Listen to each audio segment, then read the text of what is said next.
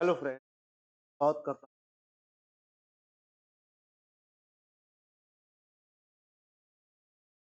आज से हम भारतीय राज्य व्यवस्था अर्थ पॉलिटिक्स क्या सेशन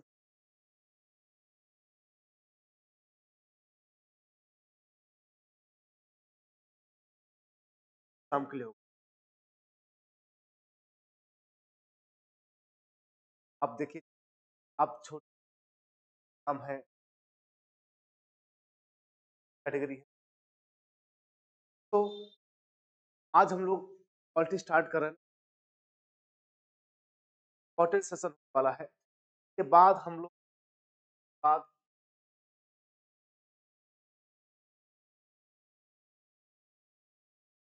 हम पूछे गए हैं। हर स्टेट गए हैं, काम हो सब क्वेश्चन को पहले हम इस वीडियो में फुल लेक्चर कवर करेंगे। बाद स्टार्ट करते हैं क्वेश्चन को। क्या कहा जा रहा है?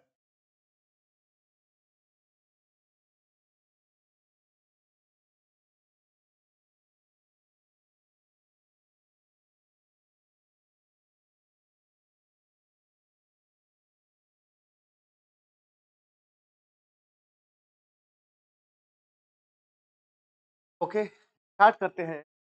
भारत का भारत का संवैधानिक विकास। आज हर देश में क्या संविधान बात कैसे हुई, कहाँ से हुई, क्या जड़ रहा, क्या रूट रहा, कहाँ संविधान बनाने की प्रक्रिया, एक दो दिन की प्रक्रिया कई लोग याद करते हैं। हम बनाने में 11 में 18 दिन लगे। वो तो कुछ समय है। ये संविधान की बनाने की तो पहले कब रखी गई। इन बात ये है कि क्या प्रोसेस आज से आया, क्या चीजें आज हमारे भारतीय संस्कृति फॉलो की जाती है, परंपराएं का जुड़ाव करने की ठीक भारतीय संविधान। आज हम उस इतिहास को पढ़ जा रहे हैं, भारतीय इतिहास। और छोटे मोटे एग्जाम से लेकर बड़े एग्जाम तक के सब में पूछे आपको यहाँ से भारत के पहले गवर्नर जनरल कौन थे, भारत के पहले वायसराय कौन थे, सब क्वेश्चन यहाँ से एक्ट के तहत कौन सा कानून लागू किया गया। इतिहास से कई क्वेश्चन हम लोग सब क्वेश्चन को कवर करेंगे। पहले इस लेक्चर को हम कवर कर ले, चैप्टर को पहले हम लोग देखिए क्या आता है। भारत का संविधान का विकास 1600 ईस्वी में लंदन में ईस्ट इंडिया कंपनी की स्थापना हुई। लंदन में क्या हुआ? में इंडिया कंपनी भारत में आई स्थापना होने के बाद। और क्या हुआ? तो वहां की महारानी एलिजाबेथ प्रथम के चार्टर द्वारा ईस्ट इंडिया कंपनी को भारत के साथ व्यापार करने का अधिकार प्रदान किया गया। जानते हैं यूरोपीय कंपनियां भारत में आने के लिए आवश्यक थी, भारत से व्यापार करने के लिए। और उसी प्रतिस्पर्धा में इंग्लैंड राजधानी लंदन है, वहां से ईस्ट इंडिया कंपनी गठित की जाती है। और महारानी एलिजाबेथ जो है प्रथम चार्टर द्वारा भारत बाद में 15 वर्षों के देशों से व्यापार करने की अनुमति देती। फिर देखिए क्या कहा गया। भारत में उस समय मुगलों का राज था। भारत में कौन थे उससे? मुगल। तो मुगलों पे क्या हुआ? तो मुगलों के शासक उसमें कौन थे भाई? जहांगीर। कौन थे? जहांगीर। जहांगीर के समय में दो अंग्रेज ईस्ट इंडिया कंपनी की तरफ से भारत आए। दो लोग भारत आए। वे कौन थे? पहले कैप्टन हॉकिंस थे सन 1608 ईस्वी में। हालांकि आने वाले सबसे पहले अंग्रेज तो 1601 में 1600 में से पुराने लोग भी आते रहे भारत में, ठीक है। लेकिन दो लोग का नाम जो है, जो जहांगीर काल में आए, उसका नाम इंपॉर्टेंट पड़ता है। वो कौन सा है? 1608 ईस्वी में कैप्टन विलियम हॉकिंस है। ये जहांगीर के दरबार में आया और सूरत में एक फैक्ट्री की स्थापना की या फैक्ट्री को स्थापित किया। यानी यहाँ पर इंपॉर्टेंट है कैप्टन विलियम हॉकिंस। ये पहला अंग्रेज था। इससे पहले भी जॉन मिल्डन हॉक भी आया था इससे पहले। लेकिन इसमें सबसे मेन नाम है कैप्टन विलियम हॉकिंस।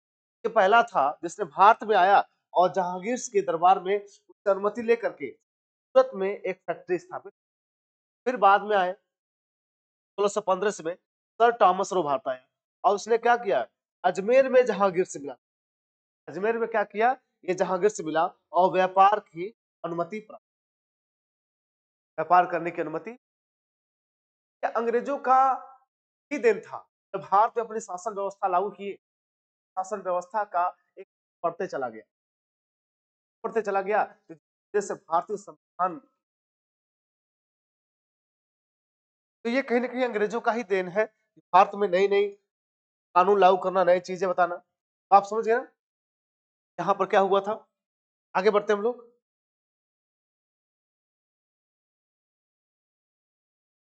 यहाँ पर क्या हुआ, सन 1664 के बक्सर के युद्ध बाद अंग्रेजों ने बंगाल पर 1800, अब सोने 1757, 1757 में क्या हुआ था, प्लासी का युद्ध हुआ। क्या हुआ था, प्लासी का, प्लासी का युद्ध, जहां पर रॉबर्ट क्लाइव और बंगाल के नवाब जो थे सिराजदौला,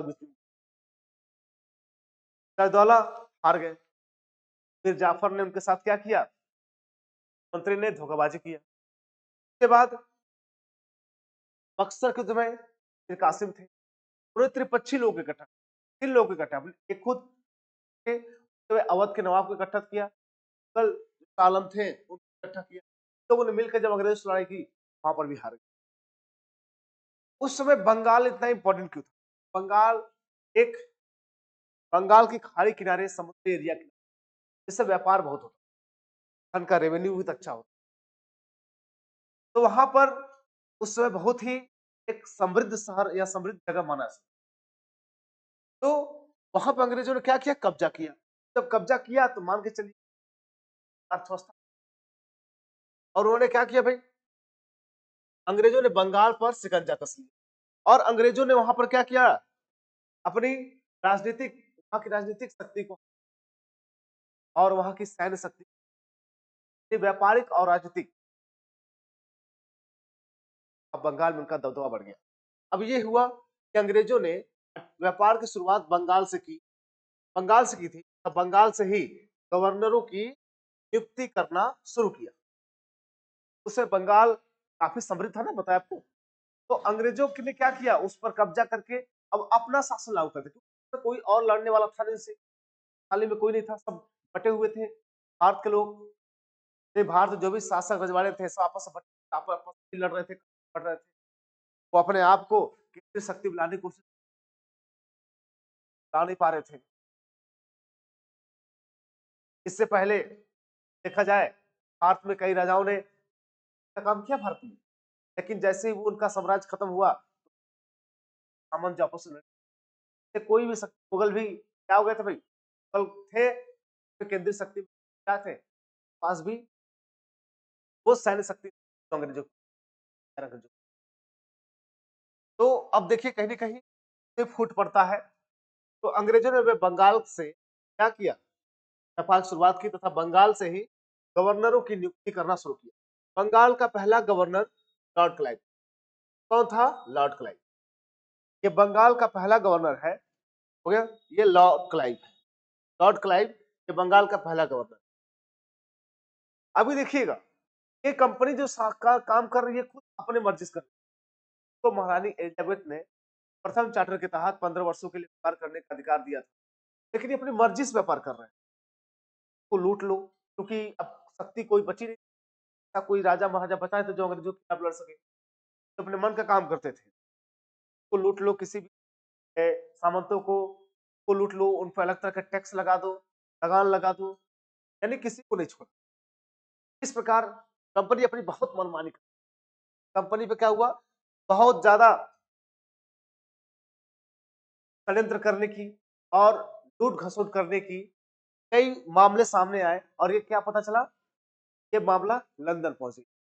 भाई वहां के लोग, जो कंपनी हाथ में गई व्यापार करने की मनमानी कर रही, अपने मन से लोग को वहां लूट रही।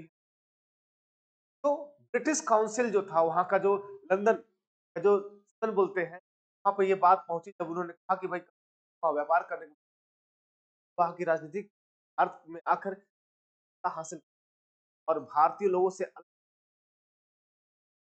उपहार वसूल फर्जी कर रहे थे। लोगों को क्या हुआ, वहां के सदन को, वहां की संसद को ये कानून बना के भेजना पड़ा, वहां के लोगों को पहले कर के ऊपर नियंत्रण रखना।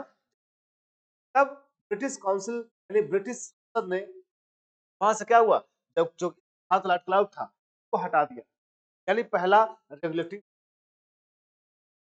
अंग्रेजों पर, कंपनी पर पहला नियंत्रणकारी कानून। देखिए अंग्रेजों ने इसलिए क्या समय समय पर कई एक्ट पारित किए, भारतीय संविधान के विकास में सहायक बने, और वो क्या था, पहला रेगुलेटरी एक्ट 1773। 1773 का रेगुलेटरी एक्ट काफी इंपॉर्टेंट है, ये पहला ही कानून था तो कंपनी पर नियंत्रण लगाने के लिए जरूरी था। क्योंकि अब देखिए रॉबर्ट क्लाइव है ना, रॉबर्ट क्लाइव जब भारत में आया था तो उसके पास बहुत कुछ धन, तो बाहर गया कि कहते हैं कि उस पर कई युद्ध भी लड़ा था भारत में, गांव को हराया भी था, शासन को हराया भी था, मतलब रजवाड़े से आवाज उठाई, लेकिन इसकी संपत्ति बहुत ज्यादा, संपत्ति बढ़ने के कारण जब अपने देश गया तो क्या हुआ, कई और तो फ्रॉड घोषित करने की भी चली, पता चलता है कि ये अपने कमरे में कर तो पहला कानून क्या है, 1773 का रेगुलेटरी है। पढ़ते हैं नेक्स्ट। अब इसके बारे में पढ़ेंगे 1773 के 1773 का रेगुलेटरी एक्ट क्या है। इस एक्ट के माध्यम से कंपनी के कार्यों को नियमित और नियंत्रित किया गया, यानी पहला एक्ट था जिसने कंपनी के कार्यों को क्या किया, बार उस पर कंट्रोल किया गया, कंट्रोल रेगुलेट कंपनी के कार्य पहली बार लाने की कोशिश। फिर देखिए बंगाल के गवर्नर को गवर्नर जनरल बना दिया गया, इससे पहले गवर्नर का पद था बंगाल में, अब बंगाल के गवर्नर को हटाकर वहां पे एक नया पद ला दिया गया, बंगाल का गवर्नर जनरल। यानी जो प्रशासन पहले काम कर रही थी तो वहां पर राजनीतिक और सैन्य व्यापार शक्तियों को कंट्रोल कर ली थी, पानी अधिकार सब कंट्रोल कर ली थी और उसका मिसयूज कर रही थी, तो हटा करके एक गवर्नर जनरल का पद लाएगा और वहां पर कई चीजें सही करने के काम किए गए, काफी कठोर काम लाया गया। देखिए गवर्नर जनरल की सहायता के लिए 4 सदस्यीय कार्यकारी परिषद, यानी गवर्नर जनरल की सहायता करने की सुझाव देने के लिए सही क्या है, ओके, तो सही तरह से सलाह देने के लिए 4 सदस्यीय कार्यकारी परिषद का गठन किया गया। इस परिषद में निर्णय बहुमत द्वारा लिए जाने की भी व्यवस्था की गई, यानी इसमें निर्णय कैसे जाता था, बहुमत का था, यानी गवर्नर जनरल अपने मन से निर्णय नहीं ले सकते, यानी वो 4 सदस्यीय काउंसिल थी उसमें था कि बहुमत, और अगर बराबर वोट होने पर गवर्नर जनरल निर्णायक मत देता था, जब वोट मत बराबर थे गवर्नर जनरल देखता जो सही मत दे दिया करता था। अब देखिए गवर्नर जनरल कौन थे, लॉर्ड वॉरेन हेस्टी, कौन था, लॉर्ड वॉरेन हेस्टी साहब क्या थे, गवर्नर जनरल थे। और इसमें 4 सदस्यीय कार्यकारिणी परिषद जो थी ना, इसमें कौन थे, क्लेवरिंग, मानसन, बरवेल और फ्रांसिस, याद रखिएगा, क्लेवरिंग, मानसन, बरवेल था, फ्रांसिस। अब यहां से क्वेश्चन पूछा गया है कि भारत के पहले, बंगाल के पहले गवर्नर जनरल कौन थे, पहले लॉर्ड विलियम बेंटिक साहब ही थे, लेकिन अगर गवर्नर पूछा गया है वही बंगाल के गवर्नर जनरल कौन, तो आपके कौन थे, लॉर्ड वॉरेन हेस्टी,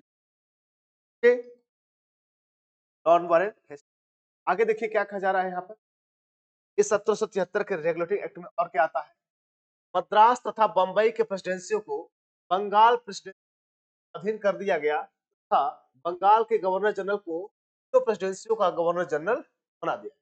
जैसे भारत में 3 प्रेसिडेंसियां थी, आपका मद्रास, बंगाल, मुंबई, उससे पहले बंबई का था, बंबई 3 प्रेसिडेंसियां, इन तीनों को क्या कीजिएगा, जो प्रमुख था वो गवर्नर जनरल, कहाँ का, बंगाल का, यानी बंगाल प्रेसिडेंसी के अधीन कर दिया गया किनो, मद्रास को और बंबई, और इन तीनों के प्रमुख कौन थे, गवर्नर जनरल, के बंगाल के गवर्नर। फिर देखिए वॉरेन हेस्टिंग बंगाल का प्रथम गवर्नर जनरल बना। ठीक है, अब बंगाल का अंतिम गवर्नर भी यही था, वॉरेन हेस्टिंग ही था। इस अधिनियम द्वारा कलकत्ता यानी बंगाल में उच्चतम न्यायालय की स्थापना की गई। ये 1774 में, 1774 ईस्वी में यहाँ पे क्या हुआ, एक सुप्रीम कोर्ट। कई लोग कहते हैं सर पहला सुप्रीम कोर्ट कहाँ है, तो भाई पहला सुप्रीम कोर्ट भारत का पहला सुप्रीम कोर्ट कहाँ था, बंगाल। ये पहला केंद्रीय सत्ता अगर कहीं बनी, तो इस अधिनियम द्वारा कलकत्ता में एक उच्चतम न्यायालय की स्थापना की गई 1774 में। इसमें एक मुख्य न्यायाधीश तथा 3 अन्य न्यायाधीश थे। इसमें एक चीफ जस्टिस थे, क्या थे, चीफ जस्टिस, और इसमें क्या थे, 3 अन्य न्यायाधीश थे। प्रथम मुख्य न्यायाधीश कौन थे, सर एलिजा इम्पे। देखिए कई बार क्वेश्चन पूछे, चाहे आप देखिए और कई और भी कई एग्जाम्स हैं। हाँ? ये सर एलिजा इम्पे, और 3 अन्य अध्यक्ष कौन थे, चैम्बर्स थे, लिविस्टर थे, हाइट थे, ये अन्य अध्यक्ष। नेक्स्ट देखिए क्या कहा जा रहा है,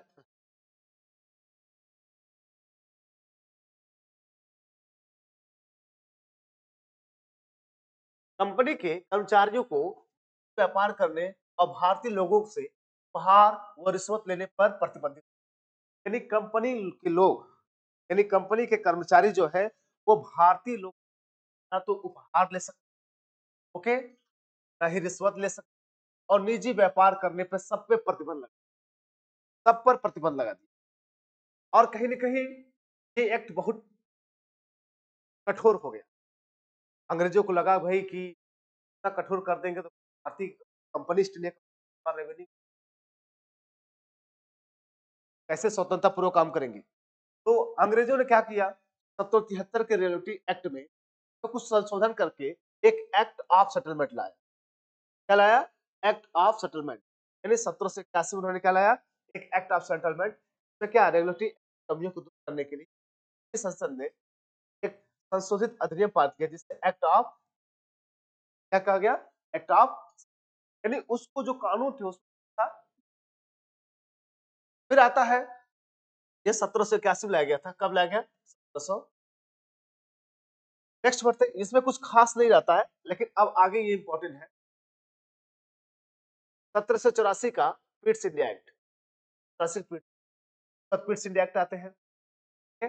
देखिए इस एक्ट से संबंधित विधेयक ब्रिटेन के तत्कालीन प्रधान यंगर ने संसद में प्रस्तुत, सरकार बदलती है, तत्कालीन प्रधान के ब्रिटेन के वो पिट द यंगर थे।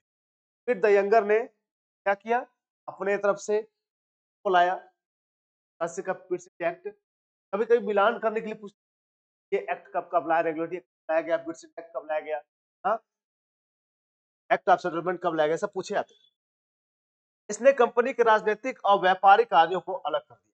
भाई कंपनी उसमें क्या कर रही थी, दोनों काम कर रही थी,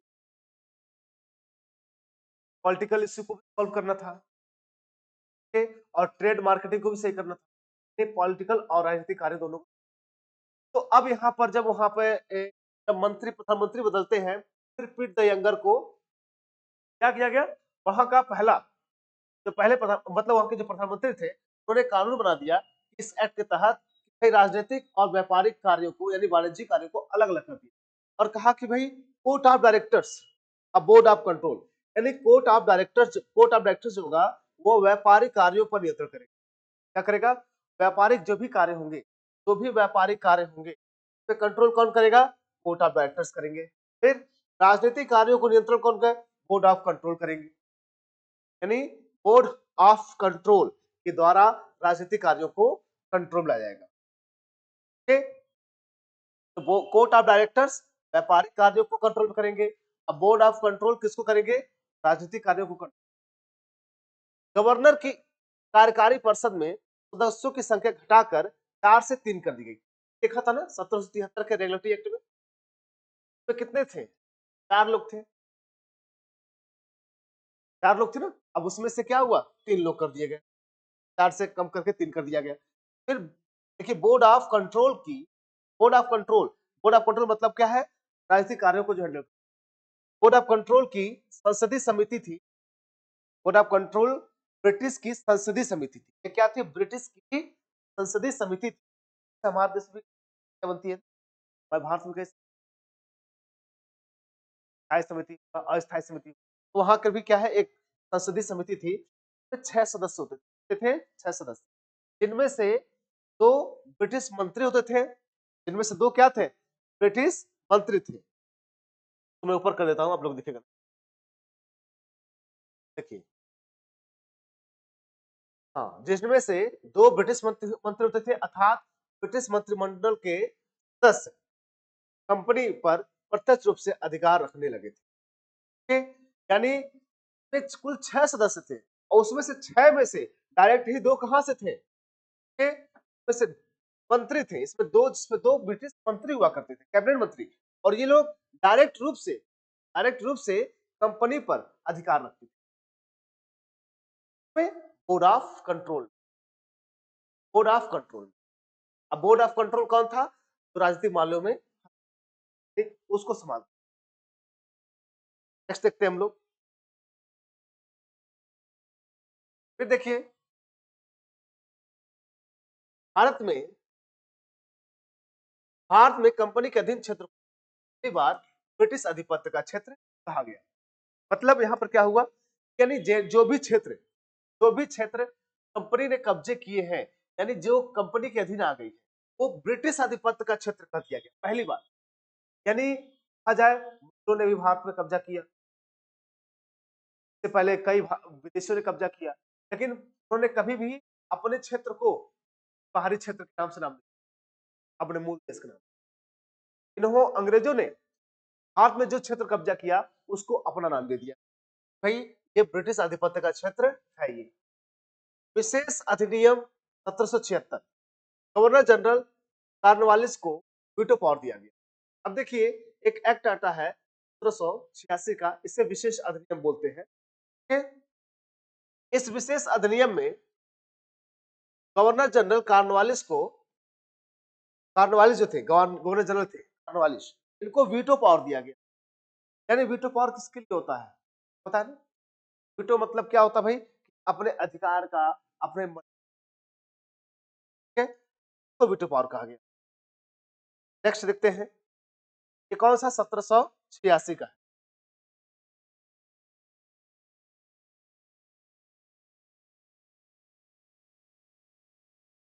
नेक्स्ट देखिए,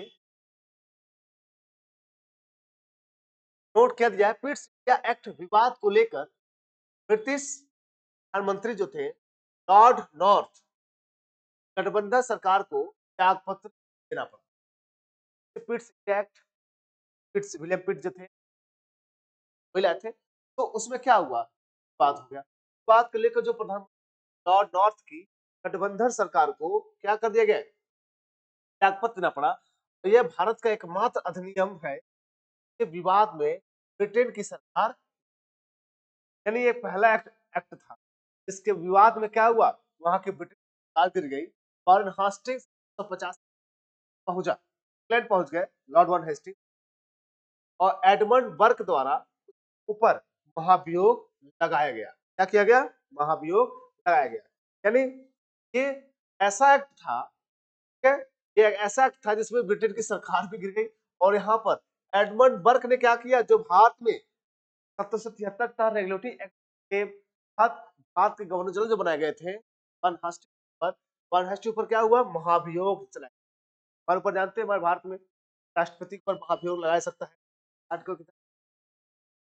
आर्टिकल 61 के तहत राष्ट्रपति पर महाभियोग लगा सकता है भ्रष्टाचार और अनैतिक व्यवहार के कारण। फिर देखिए, वॉरेन हेस्टी एकमात्र गवर्नर जनरल थे जिन पर इंग्लैंड लौटने के बाद महाभियोग चलाए गए। पहले ऐसे थे, ये पहले ऐसे थे जिनके ऊपर महाभियोग लगाया गया था। नेक्स्ट पढ़ते हैं हम लोग। अब 1793 का देखिए, 1793 का चार्टर अधिनियम, इसके तहत क्या गया? कंपनी के कर्मचारी तथा नियंत्रण बोर्ड के सदस्यों को भारतीय राजस्व से वेतन की व्यवस्था की। यानी अब जो कंपनी कर्मचारी होंगे उनका जो वेतन था वो इंग्लैंड से नहीं, यानी भारत में जो भी कंपनियां व्यापार कर रही हैं, जो भी यहाँ से धन लूट रही हैं, यहाँ से इकट्ठा कर रही है टैक्स के माध्यम से, लगान के माध्यम, अब वो जब भारतीय राजस्व बन रहा है उसके तहत अब क्या किया जाएगा, तो वेतन दिया जाएगा। ठीक है, यानी कंपनी कर्मचारी सभी गवर्नर जनरल के लिए वीटो पावर कर, यानी भारत में जितने भी गवर्नर जनरल थे सबको एक एक वीटो पावर, यानी अपने हिसाब से वो अपनी पावर को। फिर देखिए नेक्स्ट क्वेश्चन क्या कर रहा है। अब आते हैं 1773 का अधिनियम। 1773 का चार्टर अधिनियम, ये क्या कहता है, 1873 का चार्टर अधिनियम, 1813 चार्टर अधिनियम ईस्ट इंडिया कंपनी का व्यापारिक एकाधिकार समाप्त। आपको पता है भारत में कंपनी क्या, एक ही एक मोनोपोली था भारत में, एकाधिकार था, यानी वही भारत से केवल व्यापार कर सकती थी। अब यहाँ पर क्या कर दिया गया, ये कंपनी को एकाधिकार समाप्त कर दिया, यहाँ पर एकाधिकार समाप्त कर दिया गया, परंतु चाय और चीन के साथ व्यापार के एकाधिकार को बनाए रखा गया, यानी चाय व चीन के साथ ये व्यापार में पली थी। कंपनी भारत में शिक्षा के विकास के लिए प्रतिवर्ष 1 लाख रुपए खर्च करेगी, यानी भारत में कंपनी क्या करेगी, भारत के शिक्षा विकास के लिए प्रतिवर्ष 1 लाख रुपए खर्च करेगी, ऐसा दावा किया गया, ऐसा दावा किया गया था 1 लाख रुपए खर्च करेगी। और इसके लिए किस पर, यहाँ पे कई बार क्वेश्चन, भारतीय या फिर इंग्लैंड के शिक्षा, भारत में अंग्रेजी इसी तरह से आया। ईसाई मिशनरीज भारत में ईसाई धर्म का प्रचार प्रसार कर सकते हैं कि इनको ईसाई धर्म, यानी ईसाई मिशनरी को भारत में आने का क्या हो गया, तो प्रचार प्रसार कर सकते हैं, ये भी इसी एक्ट के तहत आया 1813 के तहत। इस अधिनियम द्वारा कुछ सीमाओं के अधीन ब्रिटेन के आम नागरिकों को भारत के साथ व्यापार करने की अनुमति प्रदान, यानी ब्रिटेन के, जो ब्रिटेन के ही होंगे और देश की बात नहीं हो रही, ब्रिटेन के जो आम नागरिक है वो भारत के साथ व्यापार करने की, यानी यहाँ पे इंपॉर्टेंट खबर क्या था कि एकाधिकार समाप्त खत्म कर दिया गया, चाय और चीनी के साथ रहा, और प्रतिवर्ष 1 लाख रुपए भारतीय खर्च करने की बात की गई, और इस टाइम भारत आने के लिए उनको प्रचार प्रसार करने की भी। नेक्स्ट देखिए क्या कहा जा रहा है, 1833 का चार्टर, 1833 का चार्टर अधिनियम काफी, क्योंकि मान के चलिए ये भारत में केंद्रीय सत्ता स्थापित एक्ट है। यहाँ पर क्या होता है, कंपनी के व्यापारिक एकाधिकार को, भारत में कंपनी होगी ना, अब उसको व्यापारिक एकाधिकार सब कुछ कंपनी के, यानी कि अब उसको ट्रेड मार्केटिंग जरूरत नहीं है, पूर्ताधिकार समाप्त। कंपनी ने भारत में शासन स्थापित करना अपना उद्देश्य बनाया, यानी अब भारत में कंपनी क्या करेगी, अपना शासन, अपना साम्राज्य बनाएगी, अर्थात कंपनी पूर्तिया एक राजनीतिक इकाई बन गई। पूर्तिया क्या बन गई, राजनीतिक। भाई जब किसी देश में या किसी देश में, अब हमारे भारत में देख लीजिए, आप राजनीतिक कर लेते हैं, आपके सब हमारे अधिकार भी हो गए, अधिकार भी हो गए, भारत में हर कानून आप है कि नहीं, पावर दिया गया कि अब आप लोग राजनीति करिए, भारत में क्या करिए, शासन करिए। बंगाल के गवर्नर जनरल को भारत का गवर्नर जनरल बनाया गया, बंगाल के जो गवर्नर जनरल थे उसको क्या कर दिया गया, भारत का गवर्नर जनरल बनाया गया। इससे पहले 1773 के रेगुलेटरी एक्ट में था, बंगाल के गवर्नर कौन थे, Lord Warren, Lord Warren Hastings, ठीक है, भारत का प्रथम गवर्नर जनरल। अब यह भारत की बात हो रही है, भारत की, ठीक है, भारत का लॉर्ड विलियम बेंटिंग थे, लॉर्ड विलियम बेंटिंग थे, भारत के गवर्नर जनरल थे। गवर्नर जनरल की कार्यकारी परिषद में एक विधि सदस्य को जोड़ा गया, कुल सदस्य संख्या कितनी हो गई, 4। इससे पहले हमने देखा था ना ब्रिटिश इंडिया एक्ट में कार्यकारिणी परिषद में जो सदस्य थे 4 से 3 हो गए थे, फिर 3 से 1 4 हो गए, इसमें क्या हो गया, एक विधि सदस्य भी जोड़ दिया। विधि सदस्य को मतदान का अधिकार नहीं था, इसको मत देने का अधिकार नहीं था।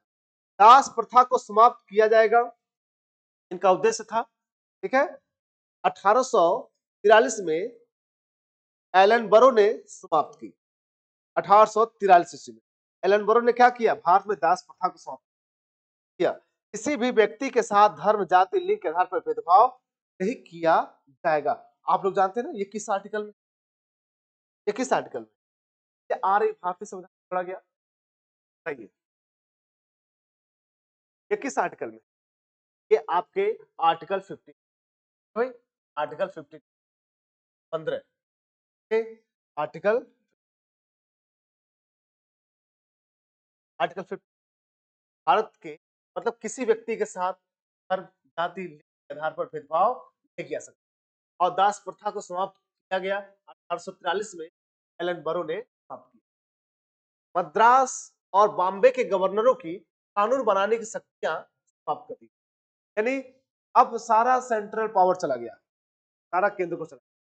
यानी भारत में जो उसमें केंद्रीय पावर थी तो लॉर्ड विलियम बेंटिंग साहब थे, क्या किया कानून बनाने की शक्ति दी। मद्रास और बॉम्बे को प्रजलों को अब कोई पावर नहीं मिला, कोई कानून नहीं बना सकता। प्रथम विधि सदस्य लॉर्ड मैकाले को नियुक्त किया। यानी आपसे पूछा जाए लॉर्ड मैकाले ये क्या थे? विधि सदस्य क्या थे? साथ ही भारतीय कानूनों का वर्गीकरण करके लॉर्ड मैकाले की अध्यक्षता में विधि आयोग का गठन किया। ठीक है, यानी भारतीय कानूनों का वर्गीकरण करके, यानी भारत में कैसे कानून क्या है, कौन से कानून है भारतीय समाज में प्रचलित, ये सब भारतीय कानून का वर्गीकरण करके लॉर्ड मैकाले की अध्यक्षता में विधि आयोग का गठन किया। अब यहाँ लॉर्ड मैकाले को भारत में अंग्रेजी शिक्षा का जनक कहा था। कौन थे ये? भारत में अंग्रेजी शिक्षा का जनक कौन थे? यही लॉर्ड मैकाले। इसने ही भारत में भारतीय शिक्षा नीति को क्या किया? रोक दिया। भारतीय शिक्षा को मतलब यहाँ पर न पढ़ा करके अंग्रेजी शिक्षा लागू किया। भारतीय मतलब भारतीय शिक्षा को उसने ज्यादा वैल्यू नहीं दिया, अंग्रेजी शिक्षा को वैल्यू दिया और अंग्रेजी शिक्षा का ही भारत में क्या किया? प्रचलन किया। भारत में अंग्रेजी शिक्षा का जनक किसे कहता है? फिर देखते हैं नेक्स्ट।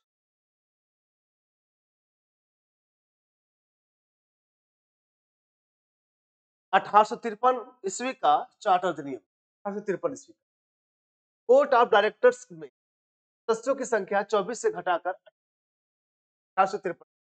अब कोर्ट ऑफ डायरेक्टर्स में कितने सदस्य थे? 24 थे। अब संख्या घटाकर 18 कर दी गई। गवर्नर जनरल की कार्यकारी परिषद में विधि सदस्य को स्थायी सदस्य कर दिया गया। यानी गवर्नर जनरल की कार्यकारी परिषद में जो विधि सदस्य थे वो स्थायी सदस्य कर दिया गया। ठीक है, यानी चार लोग थे, इनको वीटो पावर देने का अधिकार नहीं था, तो वोट डालने का अधिकार नहीं, मत का अधिकार नहीं था, इनको मिला। कार्यकारी परिषद के विधायी कार्यों को प्रशासनिक कार्यों से पृथक करने की व्यवस्था प्रदान की गई। यानी जो भी कार्यकारी परिषद के विधायी कार्यों प्रशासनिक कार्यों से पृथक किया गया। यानी किस एक्ट के तहत? आप देख रहे हैं विधायी कार्यों को, अब देखिए विधायी कार्यों को ये पूछा गया है, विधायी कार्यों को प्रशासनिक कार्यों से, विधायी कार्यों को प्रशासनिक कार्यों से अलग कर दिया गया। यानी 50 कर दिया गया। आपको याद है 50-50 क्या है? ये नीति, हाँ, ये डीपीएसपी का आर्टिकल 50 में प्रशासनिक कार्यों को न्याय कार्यों से, कार्यपालिका को न्यायपालिका से है। तो यही बात यहाँ पर भी किया गया। किस एक्ट के तहत? चार्टर अधिनियम के तहत, 1853 के चार्टर अधिनियम के तहत यहाँ पर न्याय कार्यों को क्या कर दिया गया? प्रशासनिक कार्यों से अलग करने की व्यवस्था। यानी कानून निर्माण में सहायता हेतु गवर्नर जनरल की कार्यकारिणी परिषद में 6 नए सदस्य लिए जाएंगे। यानी कानून जब बनेगा उसके निर्माण के लिए जो गवर्नर जनरल की जो कार्यकारिणी परिषद है उसमें से 6 सदस्य नए लिए जाएंगे और यहां से भारत की संसद का इतिहास प्रारंभ होता है। यानी भारत की संसदीय व्यवस्था अगर देखा जाए इतिहास किस का है 1800 के अधिनियम। नेक्स्ट देखिएगा, उच्च पदों यानी सिविल सेवकों के लिए लिखित परीक्षा का आयोजन किया जाएगा और यहां से आईसीएस लिखित परीक्षा का इतिहास प्रारंभ होता है। मेरी बात समझिए, हालांकि इसका प्रारंभ हुआ था 1800 के पहले जो एक्ट 1833 में, लेकिन लॉर्ड मैकाले के विरोध के कारण, यानी क्या किया, भारत में सेवकों के चयन के लिए भारतीयों को शामिल किया जाना, उसका विरोध किया। अब विरोध करने के कारण ही क्या हुआ भाई, ये काम नहीं हो पाया। फिर 1853 लाया गया जब भारतीयों को भी उच्च पहुंचने का अधिकार दिया गया, ठीक है। फिर उनको सिविल सेवकों के लिए और लिखित परीक्षा का आयोजन किया गया। यहाँ से आईसीएस लिखित परीक्षा का प्रारंभ होता है। और ये देखिए बताना आप लोग को कि भारत की संसद का इतिहास का भारत की संसद का इतिहास प्रारंभ होता है और यहाँ पर 50 वाला काम विधायिका को कार्यपालिका से अलग कर दिया इस एक्ट के तहत 1853 के तहत, ठीक है। नेक्स्ट देखते हैं हम लोग,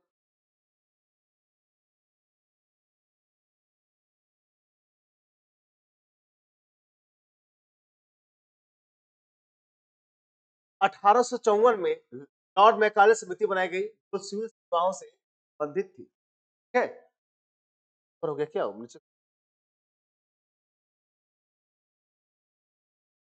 1854 में मैकाले समिति बनाई गई, सेवाओं से क्या थी, ये संबंधित थी, ठीक है। अब देखिए 1854 में प्रस्तुत चार्ल्स बुक डिस्पैच को भारतीय से मैग्ना कार्टा कहा जाता है, ठीक है। 1854 में एक बुक प्रस्तुत हुआ, चार्ल्स वुड डिस्पैच। ये भारतीय का कैसे मैग्ना कार्टा कहा गया, भारतीय लोगों के लिए, शिक्षा के लिए एक अधिकार की बात की गई। इसको मैग्ना कार्टा मतलब होता है अधिकार देना, अधिकार देना या फिर कोई चीज नई क्रांतिक तत्व लागू करना, ठीक है। तो 1864 ईस्वी में सत्येंद्रनाथ टैगोर प्रथम भारतीय आईसीएस बने।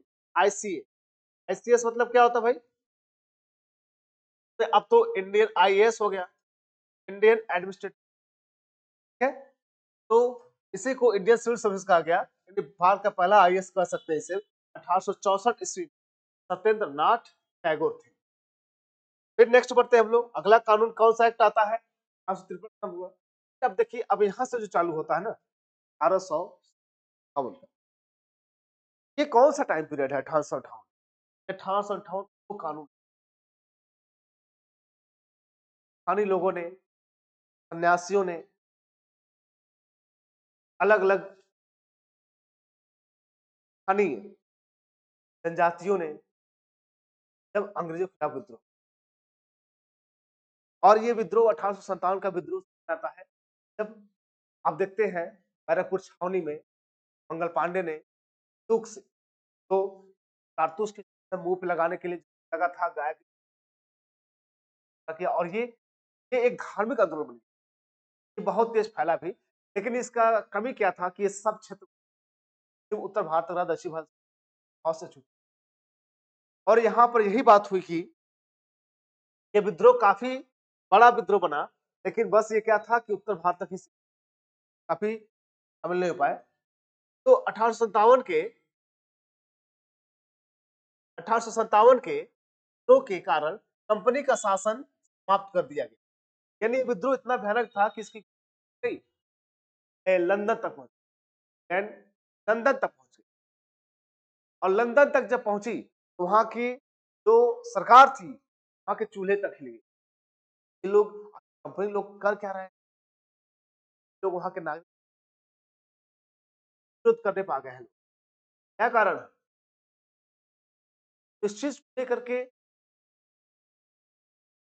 अंग्रेज संसद जो थी, ब्रिटिश संसद, वो काफी इस चीज को लेकर परेशान थी, और बाद में क्या किया, कंपनी का शासन ही समाप्त कर दिया, तो कभी लूटने का काम बंद नहीं हुआ, तथा भारत का शासन सीधे ब्रिटिश क्राउन यानी महारानी के हाथों में, ब्रिटिश क्राउन जो थी महारानी के हाथों में चला गया, और 1858 से लेकर 1927 तक ताज का शासन था, मतलब क्राउन का शासन। कर दिया सजा। फिर देखिए अभी पूछा जाता है कि भाई कंपनी का शासन का अंत कब हुआ? 1852 की भारत शासन। भारत के शासन को अच्छा बनाने के कारण अधिनियम को अच्छा अधिनियम था ताज क्राउन का अधिनियम भी कहा जाता है। ठीक है, कि भारत के शासन को अच्छा बनाने के कारण अधिनियम को अच्छा अधिनियम तथा ताज का अधिनियम भी कहा जाता है। कोर्ट ऑफ डायरेक्टर्स तथा बोर्ड ऑफ कंट्रोल को क्या कर दिया गया? समाप्त कर दिया। याद रखिए 1864 का फिट्स इंडिया एक्ट, सॉरी 1764, 1764 का 184, 1784 का फिट्स इंडिया एक्ट में board of court of directors board of control की स्थापना की गई थी ना। कोर्ट ऑफ डायरेक्टर्स कौन थे? कंपनी के व्यापारिक कार्यों के लिए, व्यापारिक कार्यों को नियंत्रण करने के लिए। बोर्ड ऑफ कंट्रोल कंपनी के राजनीतिक कार्यों को नियंत्रण करने के लिए इसका गठन किया गया था। ठीक है, गवर्नर जनरल का पदनाम माने इसको खत्म कर दिया गया दोनों को। अब गवर्नर जनरल का पदनाम बदलकर वायसराय कर दिया गया, यानी कि यहाँ पर भी गवर्नर जनरल जो था नाम वो हटा करके वायसराय आ गया और यहाँ पर सीधे किसके हाथ में चला गया शासन? ब्रिटिश क्राउन के हाथ में। और ये क्या था? प्रत्यक्ष क्राउन का, ब्रिटिश क्राउन का प्रत्यक्ष प्रतिनिधि, यानी ब्रिटिश क्राउन का जो भी प्रतिनिधि होगा वही होगा वायसराय। भारत का प्रथम वायसराय लॉर्ड कैनिंग बना। अब यह क्वेश्चन कई बार आया है पेपर में। लॉर्ड कैनिंग कौन थे? भारत के प्रथम वायसराय। भारत के पहले क्या थे? वायसराय। भारत के पहले वायसराय कौन थे? Lord Canning. वायसराय की सहायता के लिए भारत सचिव पद सृजित किया गया। यह ब्रिटिश कैबिनेट का मंत्री होता था। ठीक है, यानी कि एक भारतीय सचिव, भारत सचिव का पद लाया, भारत सचिव का एक पद लाया गया, भारत सचिव का पद लाया। अब पहला सचिव कौन था भारत का? Charles Wood. भारत का पहला सचिव कौन था? Charles Wood. ये चार्ल्स वुड थी भारत का पहला सचिव था और वायसराय की सहायता के लिए भारत सचिव का पद सृजित किया गया। ये ब्रिटिश कैबिनेट का क्या था? मंत्री होता था। भारत सचिव की सहायता के लिए 15, यानी सचिव की सहायता के लिए 15 सदस्य भारत परिषद का गठन किया गया। भारत परिषद का यानी इनकी सहायता के लिए, जैसे आपको पता है जब 1777 का रिलेटिव आया था, गवर्नर जनरल की सहायता करने के लिए 4 सदस्यीय कार्यकारिणी परिषद किया गया था। ठीक उसी प्रकार की सहायता के लिए, भारत के सचिव की सहायता करने के लिए 15 सदस्यीय भारत परिषद का गठन किया गया। भारत का अंतिम गवर्नर जनरल तथा प्लस प्रथम वायसराय लॉर्ड कैनिंग था। यानी कहा जाए अंतिम गवर्नर जनरल भी और प्रथम वायसराय लॉर्ड कैनिंग ही था। भारत का अंतिम गवर्नर श्री राजगोपालाचारी थे। कौन था भाई? श्री राजगोपालाचारी थे। भारत का अंतिम गवर्नर जनरल कौन था? श्री राजगोपालाचारी। तो ये किस एक्ट का था? 1858 का एक्ट था। ये बहुत कुछ बदला हुआ है। अब आते हैं 1861 का। 1861 क्या कहा जा रहा है? 1861 के भारत परिषद गवर्नर जनरल की कार्यकारी परिषद, गवर्नर जनरल की जो क्या थी? कार्यकारी परिषद, कार्यकारिणी परिषद 5वां सदस्य जोड़ा, यानी उसमें पहले 4 ही थे ना, पहले 4 थे, अब 5 हो गए। अब विभागीय प्रणाली, मंडलीय व्यवस्था, पोर्टफोलियो सिस्टम की बात की गई, यानी यानी विभागीय यानी कि अलग अलग विभाग में बांट दिया गया। हर छोटे विभाग को अलग कर दिया, यानी पोर्टफोलियो सिस्टम लाया गया है, मंत्रिमंडलीय व्यवस्था। जैसे आज हमारे यहाँ अलग अलग कैबिनेट, अलग अलग विभाग ले बैठे हुए। वायसराय को पहली बार अध्यादेश जारी करने की शक्ति प्रदान, आपको पता है भारत में राष्ट्रपति 28 के तहत अध्यादेश जारी करने का शक्ति क्यों जारी करने से दिया गया। कब से चालू हुआ? 1861 से हुआ। 1861 में ये वायसराय को दिया गया जो अध्यादेश जारी कर सकते। मुंबई व मद्रास प्रेसिडेंसियों को पुनः विधायी शक्तियां प्रदान की गई, यानी जो शक्तियां खत्म कर दी गई थी 1773 के रेगुलेटिंग एक्ट में, यानी इनको बंबई और मद्रास प्रेसिडेंसी पावर था, सब विधायी शक्तियां छीन ली गई थी, वो अब क्या किया? उन्हें उनको लौटा दिया, यानी विकेंद्रीकरण हुआ, यानी विकेंद्रीकरण की शुरुआत हुई। फिर हटा दी गई विकेंद्रीकरण, 1773 के 1773 के रेगुलेटरी एक्ट में केंद्रीकरण की शुरुआत की गई थी। याद है ना, सारा पावर चला गया था रेगुलेटरी एक्ट के तहत गवर्नर जनरल के पास। अब क्या हुआ, केंद्रीकरण हो गया था। अब हर सेक्शन में विकेंद्रीकरण किया गया, पावर फिर से लौटा। नेक्स्ट देखते हैं हम लोग।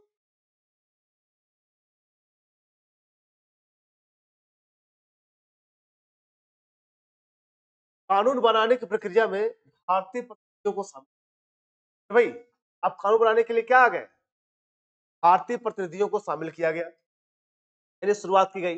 यानी अब यहाँ पे पहली बार भारतीयों को भी शामिल किया जा रहा है, ठीक है। यानी कार्यकारिणी परिषद के अतिरिक्त सदस्यों की संख्या बढ़ाई गई। कार्यकारी परिषद के अतिरिक्त सदस्यों की संख्या बढ़ाई गई। ये सदस्य कुलीन भारतीय, मतलब अमीर, जो धनी भारतीय, अमीर भारतीय थे, ये अनिवार्य नहीं था। न्यूनतम 6 सदस्य, अधिकतम 12 सदस्य हो सकते थे।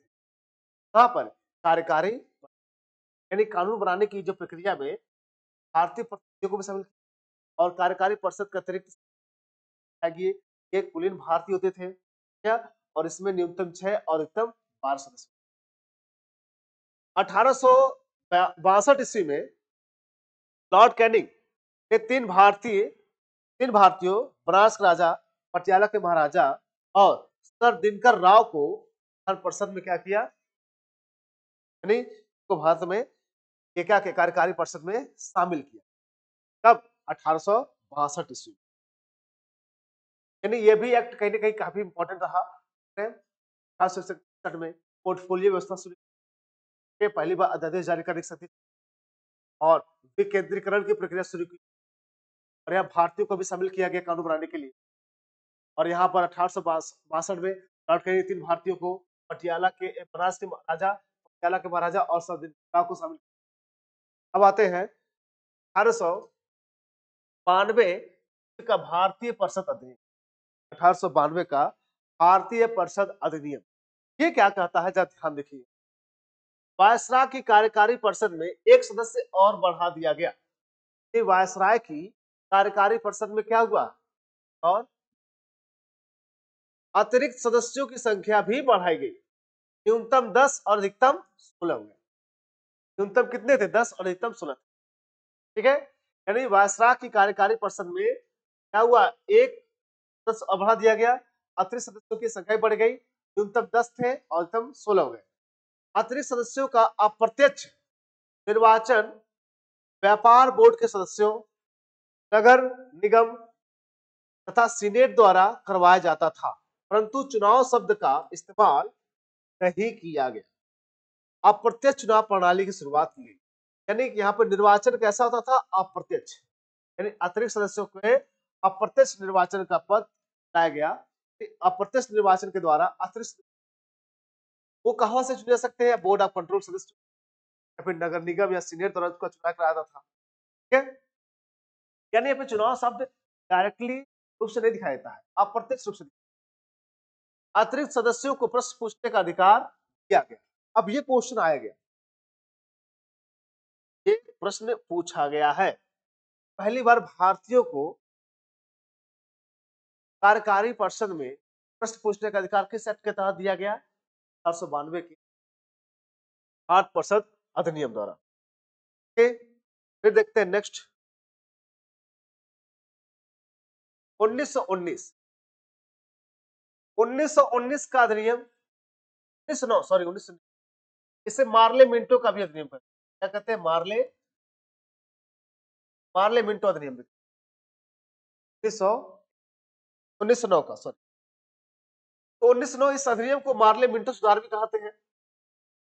उस समय लॉर्ड मार्ले इंग्लैंड में भारत सचिव थे, यानी भारत सचिव कौन थे, लॉर्ड मार्ले साहब थे पहले, और दूसरे कौन थे, लॉर्ड मिंटो भारत में वायसराय, ज्वाइंट नाम है, और पहला नाम किसका, भारत सचिव का है, और किसका, वायसराय का। इस अधिनियम के द्वारा भारत में पहली बार जाति, धर्म तथा भाषा के आधार पर अलग निर्वाचन निश्चित किए गए, अर्थात इस अधिनियम द्वारा सांप्रदायिक निर्वाचन प्रणाली या पृथक निर्वाचन प्रणाली की शुरुआत, यानी लॉर्ड मार्ले को भारत में निर्वाचन यानी कि संप्रदाय निर्वाचन का जनक कहा, यानी धर्म के आधार पर, जाति के आधार पर, भाषा के आधार पर पहली बार संप्रदाय निर्वाचन यानी भाषा के आधार पर भी चुनाव किया गया था। इस संप्रदाय निर्वाचन का सबसे मेन क्वेश्चन यही होता है यहाँ पर। 1909 का भारत परिषद सबसे फेमस है संप्रदाय निर्वाचन प्रणाली के लिए, ठीक है, यानी अपनी भाषा, अपने धर्म, अपने क्या कहते हैं जाति के आधार पर यहाँ पर वोट करने का पहली बार यहाँ पर काम किया गया। नेक्स्ट देखिए, सबसे पहले इस प्रणाली में मुसलमानों को शामिल किया गया, अर्थात मुस्लिम सदस्यों का चुनाव मुस्लिम मतदाता ही कर सकते हैं, यानी मुस्लिम लोग का चुनाव, मुस्लिम मतदाता का चुनाव कौन करेगा? केवल मुस्लिम ही लोग करेंगे। लॉर्ड मिंटो को भारतीय सांप्रदायिकता का हो गया, लॉर्ड मिंटो साहब, यानी ये लॉर्ड मिंटो कौन था? भारत में सांप्रदायिकता का जनक कहा गया। भारतीय नेता गोपाल कृष्ण गोखले की सिफारिशों को इस अधिनियम में जगह दी गई। गोपाल कृष्ण गोखले आप लोग को पता है, गोपाल कृष्ण गोखले कौन थे? भारत में ये भारत में कौन थे? ये आप जानते हैं कि महात्मा गांधी के राजनीतिक गुरु भी रहे हैं, भारत में राजनीतिक गुरु भी रहे हैं इनके, तो गोपाल कृष्ण गोखले, इनको कुछ सिफारिशें दी जो इनको स्वीकार कर लिया गया। अतिरिक्त सदस्यों को 2.5% में पूरक प्रश्न का अधिकार है। पूरक प्रश्न तब होता है एक के बाद दूसरा प्रश्न के ऊपर, यानी जो जवाब ना मिले बाद में प्रश्न करते रहना, पूरा प्रश्न बोलते हैं, तो इसमें मिला। अब देखिए कौन सा अधिनियम 1909 का, इससे पहले 1861 में ही भारतीयों को अधिकार मिला। फिर देखिए भारतीयों को वायसराय की कार्यकारिणी परिषद के साथ एसोसिएशन बनाने का प्रावधान किया गया, यानी भारतीयों को वायसराय की कार्यकारिणी परिषद साथ एसोसिएशन बनाने का प्रावधान किया गया। सत्येंद्र नाथ सिन्हा वायसराय की कार्य परिषद का प्रथम भारतीय सदस्य, ठीक है, ये सत्येंद्र नाथ सिन्हा जो थे, जो वायसराय की कार्यकारिणी परिषद थे, वो भारतीय सदस्य उसके बने। नेक्स्ट देखिए क्या कहा जा रहा है, 1919, ये भी बहुत इंपॉर्टेंट है, भारत शासन अधिनियम। 1919 क्या है? भारत शासन अधिनियम। इस अधिनियम को मॉन्टेग्यू चेम्सफोर्ड सुधार भी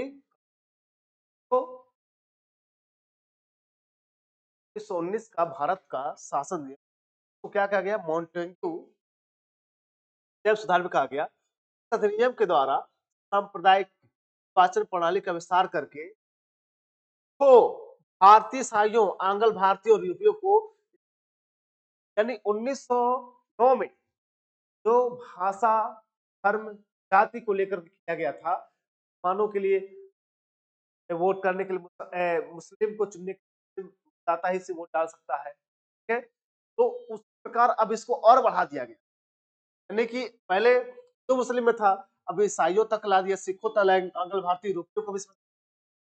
और एक बात यहाँ पर आती है, महिलाओं को मताधिकार दिया गया कब? 1900। केंद्र में त्रिसदनात्मक व्यवस्था और प्रत्यक्ष निर्वाचन की व्यवस्था प्रारंभ की गई। त्रिसदनीय व्यवस्था पूछा गया, त्रिसदनीय व्यवस्था कब शुरू किया गया और प्रत्यक्ष निर्वाचन, ये 1919, ठीक है। इसे मॉन्टेग्यू चेम्सफोर्ड, मॉन्टेग्यू क्या थे और चेम्सफोर्ड क्या थे? वायसराय, ठीक है। देखिए इसको पढ़ाने के बाद आप लोग को क्वेश्चन भी प्रैक्टिस करवाया जाएगा, करीब 60 क्वेश्चन लेकर आऊंगा आप लोग के लिए, पर क्वेश्चन आए हैं, आगामी एग्जाम में आने वाले हैं, सब क्वेश्चन आपको, तो इसके बाद नेक्स्ट वीडियो जो होगा इसके प्रैक्टिस पर ही होगा। तो त्रिसदनात्मक व्यवस्था, प्रत्यक्ष निर्वाचन प्रणाली अपनाई गई। अगला है राज्य परिषद, वर्तमान में राज्यसभा, और केंद्रीय विधानसभा मतलब वर्तमान में लोकसभा कर देते। देखिए राज्य परिषद लाया गया जिसे आज राज्यसभा कहते हैं, सदनात्मक है ना, वाली एक केंद्रीय विधानसभा जिसे वर्तमान में लोकसभा कहते हैं। और प्रांतों में द्वैध शासन प्रणाली की प्रांतीय विद्यार्थी शासित प्रांतीय विषयों को आरक्षित तथा हस्तांतरित दो भागों में बांटा गया। आरक्षित और हस्तांतरित दो भागों में। संघ लोक सेवा आयोग यूपीएससी के गठन का प्रावधान किया गया। यानी आज जो लोग यूपीएससी काम करते हैं रस बनने के लिए, वो कहीं ना कहीं यूपीएससी गठन ली आयोग की सिफारिश पर, यानी कौन से गठन थे, कौन सा गठन, ली आयोग। कौन सा आयोग था, ये ली आयोग। ली आयोग सिफारिश पर 19 किया गया। और यूपीएससी का प्रथम अध्यक्ष रॉस बार्कर था। कौन था, रॉस बार्कर, ये यूपीएससी का पहला अध्यक्ष था। केंद्रीय बजट को राज्य के बजट से अलग कर दिया, यानी सेंट्रल बजट और स्टेट बजट अलग हो गए। अब यहाँ पर क्या है, गृह शासन का जनक लियोकार्टिस को माना जाता है। कौन थे, लियोकार्टिस। भारत में गृह शासन की शुरुआत करने वाला कौन था भाई, लियोकार्टिस थे। मॉन्टेग्यू चेम्सफोर्ड घोषणा पत्र, मॉन्टेग्यू चेम्सफोर्ड घोषणा पत्र, ये क्या है, 1917 में लाया गया था, ठीक है, और 1919 में लागू किया गया। मॉन्टेग्यू चेम्सफोर्ड सुधार 1919 में आया। नेक्स्ट बढ़ते हम लोग, साइमन कमीशन। अब साइमन कमीशन के बारे में बात। साइमन कमीशन भारत में, क्योंकि भारत में उसमें आंदोलन के भी लहर थी। अब भारतीयों को कानून बनाने, कानून हो भारत के लोग भारतीय, तो जो साइमन कमीशन आता है भारत में और क्या करता है, 1919 के अधिनियम की जांच हेतु 7 सदस्य का गठन किया। कभी से 7 लोग थे, 7 होते, और सातों क्या थे, सभी अंग्रेज। सभी दलों ने इसका बहिष्कार। क्यों, हम अंग्रेज थे तो भारत में वोट देंगे, भारतीयों की था, वो भारत के संसद में जाकर बता देंगे भाई फला फला काम किए हैं, और यहाँ के भारतीय लोग और कहीं ना कहीं भारतीयों के खिलाफ भी थे, तो बहुत विरोध किया गया। इसमें आपको पता लाला लाजपत राय जैसे आपके का विरोध करते हैं, एक लाठी मार दिया जिससे हो गई तमाम विद्रोह करके। फिर देखिए साइमन कमीशन के गठन के समय इंग्लैंड के प्रधानमंत्री बाल्डविन तथा सचिव बर्कनहेड थे। साइमन कमीशन था, ठीक है। प्रधानमंत्री कौन था, बाल्डविन, और सचिव कौन थे, बर्कनहेड थे। बर्कनहेड ने कहा कि भारतीय संविधान बनाने में साक्ष्य, भारत के लोग साक्ष्य अभी काबिल ही नहीं हुए कि संविधान बना सके। ओके, फिर देखिए नेहरू रिपोर्ट आती है, नेहरू जी की रिपोर्ट आती है। नेहरू रिपोर्ट 1928 में बर्कनहेड की चुनौती को स्वीकार करते हुए मोतीलाल नेहरू की अध्यक्षता में 8 सदस्यीय सर्वदलीय संविधान मातृ समिति का गठन किया गया। ये देखिए बर्कनहेड जिसने कहा ना भारत के लोग बनाने के सक्षम में नहीं है, उन्होंने क्या किया, बर्कनहेड की चुनौती स्वीकार कर लिया। मोतीलाल नेहरू की अध्यक्षता में क्या हुआ, 8 सदस्यीय सर्वदलीय संविधान निर्मात्री सभा मातृ का गठन किया गया, जिसने अगस्त 1928 में अपनी रिपोर्ट प्रस्तुत की।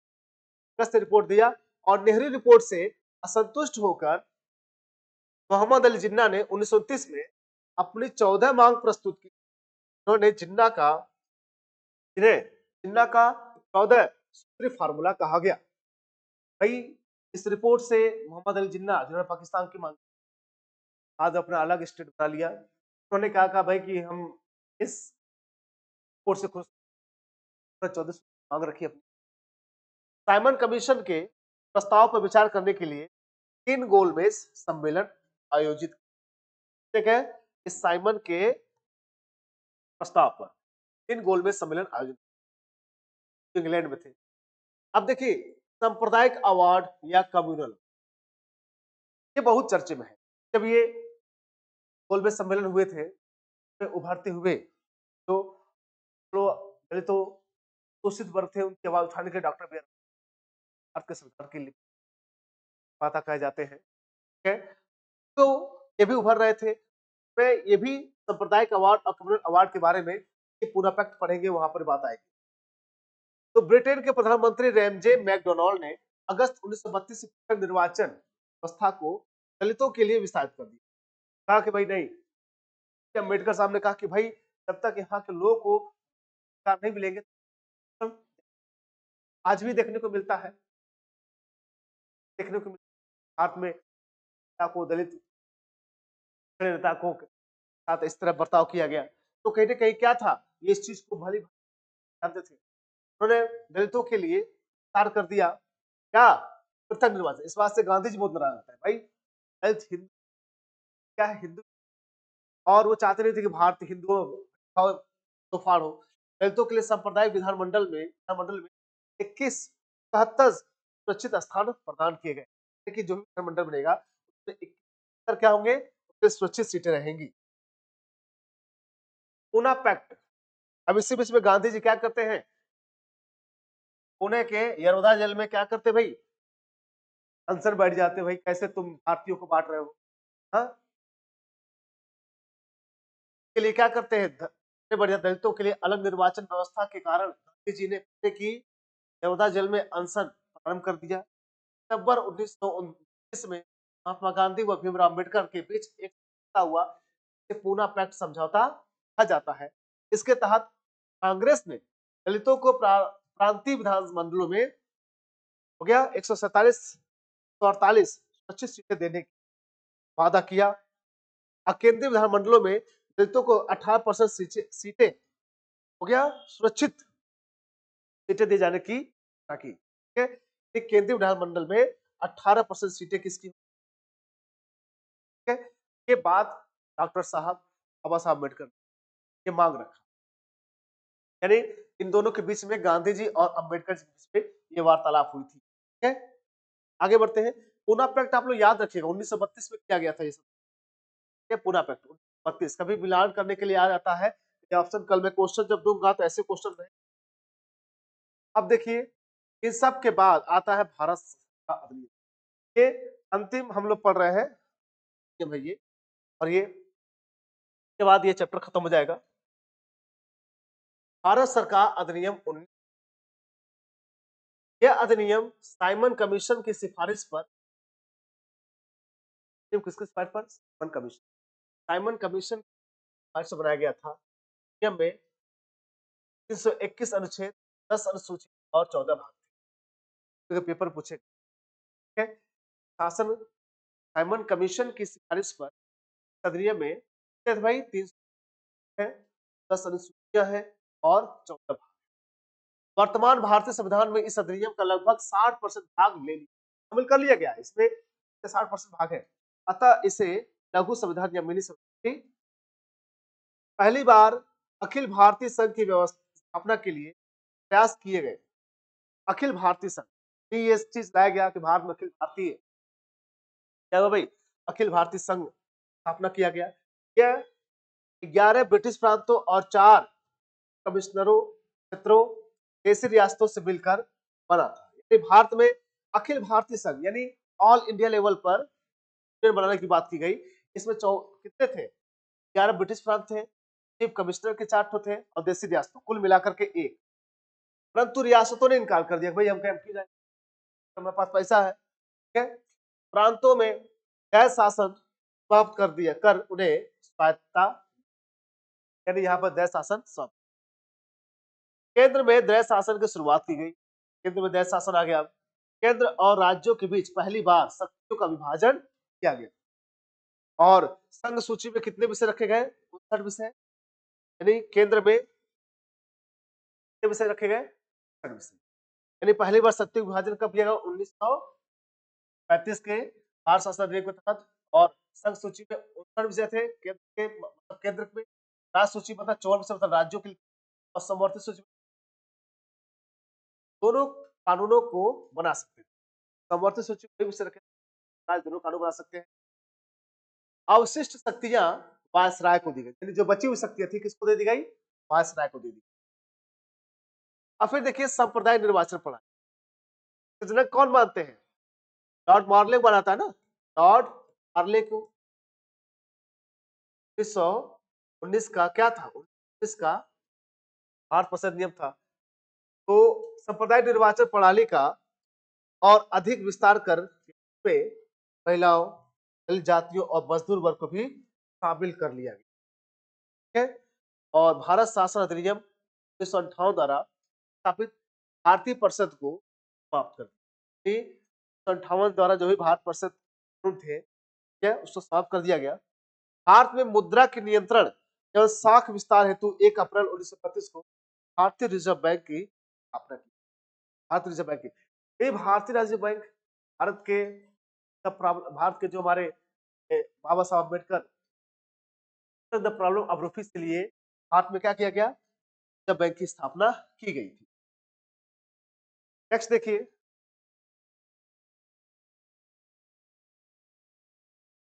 इस समय भारत में संघीय न्यायालय बना 1937 में और बर्मा को भारत से अलग कर दिया। तो मतलब कौन, म्यांमार को 1937 में को बर्मा को अलग कर दिया।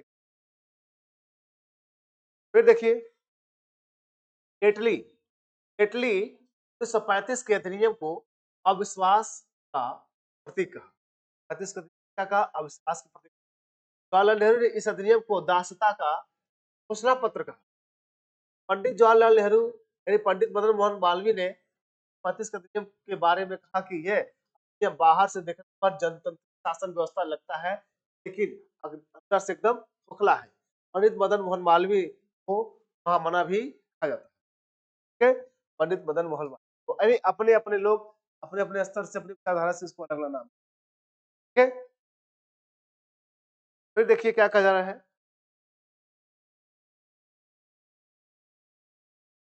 क्रिप्स मिशन 1942 में आया था। ठीक है, भारत में क्रिप्स मिशन है, इसको अगले चैप्टर पढ़ेंगे हम लोग। बेबल ये भी 1945 में आया। कैबिनेट मिशन 1946 में आया और बेटन योजना 3 जून 1947 में आया। तो अगले चैप्टर पढ़ेंगे। अलग अलग मिशन आते रहे भारत में संविधान बनाने के लिए अलग अलग समझौता या प्रस्ताव भेजे गए। अब आते हैं आखिरी एक्ट है इसका 1947। 1947 का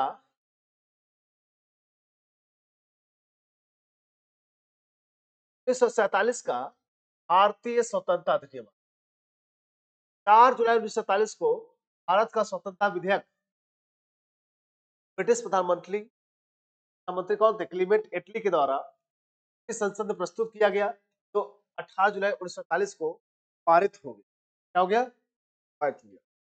यानी क्लीमेंट एटली ने ही 18 जुलाई 1947 को पारित किया स्वतंत्रता विधेयक।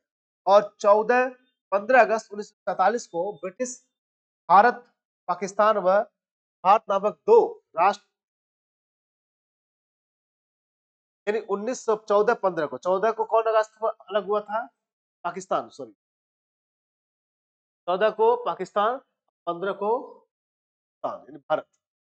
वायसराय का पद समाप्त कर दिया गया।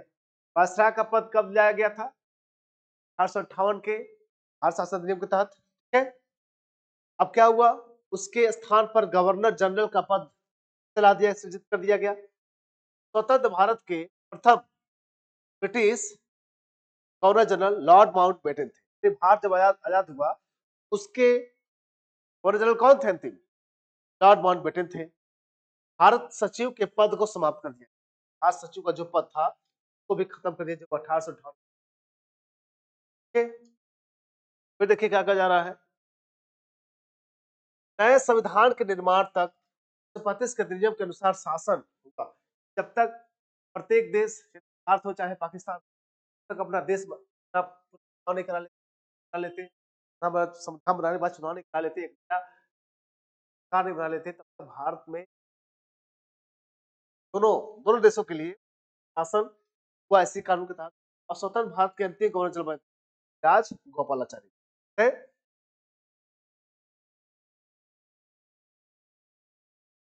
तो फ्रेंड धन्यवाद आप लोगों का मेरे साथ बने रहने के लिए। आशा करता हूं मैंने क्या है आप लोगों को समझाया होगा। ये वीडियो 1 घंटे पर मतलब मान लीजिए 10 मिनट का लेक्चर है। आप लोगों को घबराने की जरूरत नहीं, तो इसे आराम से सुनिए, बार बार रिवाइज करिए। चैप्टर बहुत इंपॉर्टेंट, यहीं से पॉलिटिक्स। अब देखिए अगला जब चैप्टर भारत का की व्यवस्था के बारे में बात करेंगे। तो हम अगली वीडियो में पहले क्या करेंगे, पहले हम प्रैक्टिस को मान लीजिए 100 150 करेंगे, और फिर मैराथन वीडियो के तहत मैं कोशिश करूंगा लाइव लूं, और क्लास जो होगा लाइव लेने का क्लास जो होगा 10 बजे से तब तक क्लास, ठीक है। तो आशा करता हूँ आप लोग सुना होगा, अगर अच्छा लगा होगा तो वीडियो जरूर लाइक करिएगा, जो सब्सक्राइब करिएगा, जरूरत है वहां तक जरूर, यहाँ पे सब कुछ फ्री मिलेगा। और आपको पीडीएफ चाहिए तो नीचे ही टेलीग्राम का लिंक दिया गया होगा मनीष कुमार के नाम से, ठीक है। वहां पर मैं आपको ये पूरा पीडीएफ भेज दूंगा। नमस्कार।